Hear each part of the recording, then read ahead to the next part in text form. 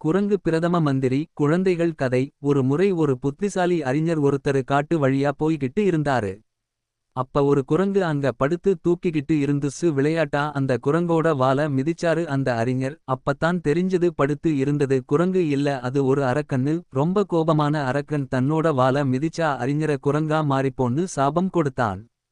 உடனே அந்த அறிஞர் குரங்கா மாறிட்டாரு. சிறு பிள்ளை போல தான் செஞ்ச தவறினால இப்படி குரங்கா மாறிட்டமேன்னு வருத்தப்பட்ட அந்த அறிஞர் அந்த காட்டுலயே வாழ ஆரம்பிச்சாரு. ஒரு நாள் அந்த பக்கமா வந்த பயணிகள் 2 பேரு ஒரு மரத்தடியில தங்கி இளைப்பாறினாங்க. அதுல ஒரு பயணி சொன்னாரு, நாளைக்கு நம்ம அரண்மனையில ஒரு போட்டி நடக்க போகுது. அதுல யார் தங்களோட அறிவ காட்டி ஜெயிக்குறாங்களோ அவங்களுக்கு பிரதம மந்திரி பதவி கொடுக்க போறதா அரசர் அறிவிச்சு இருக்காருன்னு சொன்னாரு.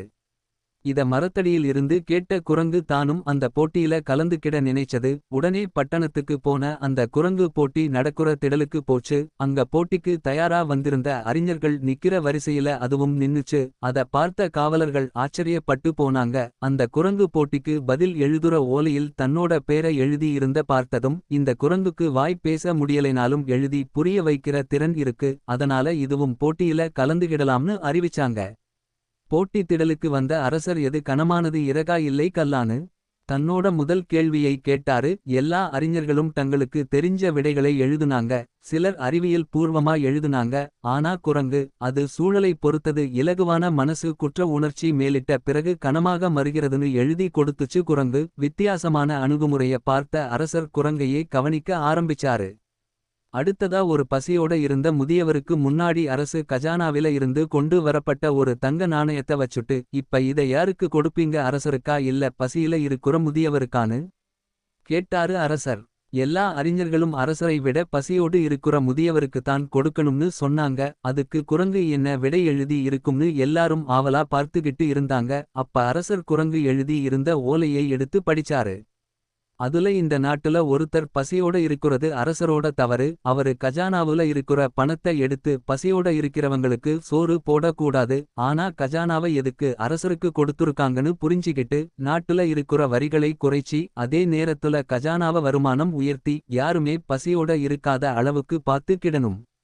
அதனால இந்த பணம் அரசருக்கு கொடுத்து அந்த முதியவருக்கு பசி ஏற்படாத வண்ணம் அவருக்கு நிரந்தர வருமானம் கிடைக்க வழி செய்யணும்னு அதுல எழுதி இருந்தது. அப்பத்தான் நடுநிலையா இருந்து யோசிக்கிற குரங்குக்கு பிரதம மந்திரியா வர்றதுக்கு எல்லா தகுதியும் இருக்குன்னு எல்லாருக்கும் புரிய ஆரம்பிச்சுச்சு.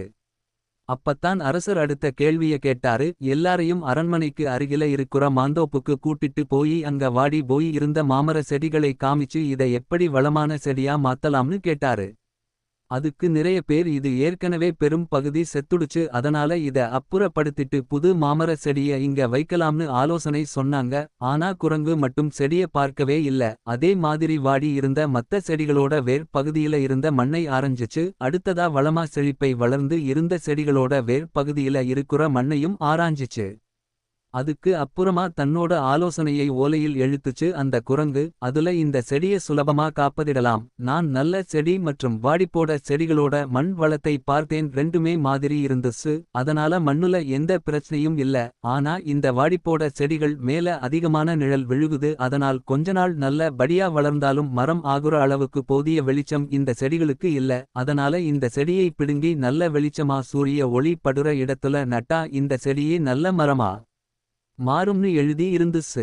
அதுக்கு அப்புறமா குரங்குதான் பிரதம மந்திரின்னு போட்டி நடத்துன எல்லாரும் சொல்லிட்டாங்க. உடனே ராஜா நமக்கு நல்ல மந்திரி கிடைச்சிருக்காரு, அவரு நம்ம கிட்ட வந்து சேர்ந்த இந்த விஷயத்தை நாம் கொண்டாடணும்னு சொல்லிட்டு ஒரு பெரிய மூட்டை நிறைய பொரிய குரங்கு கிட்ட கொடுத்து எல்லாருக்கும் சமமா பகுத்து கொடுங்கன்னு சொன்னாரு. ஆனா அந்த குரங்கு எல்லாருக்கும் முதல்ல கொஞ்சம் பொரிய மட்டும் கொடுத்துச்சு. அத பசியோட இருந்தவங்க வேகமா சாப்பிட்டு முடிச்சாங்க. அவங்களுக்கு இன்னொரு தடவ பொரி கொடுத்துச்சு. திரும்ப பொரி வேணும்னு கேட்டவர்களுக்கு கொஞ்சம் பொரி கொடுத்துச்சு. இத பார்த்த அரசருக்கு குரங்கோட அறிவும் பகுத்து கொடுக்கும் போது பசியோட இருக்கவங்களுக்கு அதிகமாவும் பசி இல்லாதவங்கள கண்டுபிடிச்ச விதத்தையும் பார்த்து குரங்கையே தன்னோட பிரதம மந்திரியா நியமிச்சாரு. அடுத்த நிமிஷம் அந்த குரங்கு திரும்ப அறிஞரா மாறிடுச்சு. மக்கள் பணி செய்ய ஆரம்பிச்சதும் அவருக்கு இருந்த சாபம் தன்னால நீங்கிடுச்சு. இத பார்த்த எல்லாரும் ரொம்ப சந்தோஷப்பட்டாங்க.